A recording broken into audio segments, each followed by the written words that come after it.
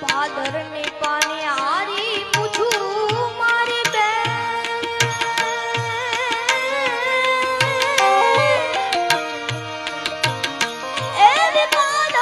જો મિત્રો આ કલાકારે કેટલું સરસ ભજન ગાયું છે. મિત્રો ભજન ગમ્યું હોય તો મારી ચેનલને લાઈક શેર અને સબસ્ક્રાઈબ કરો.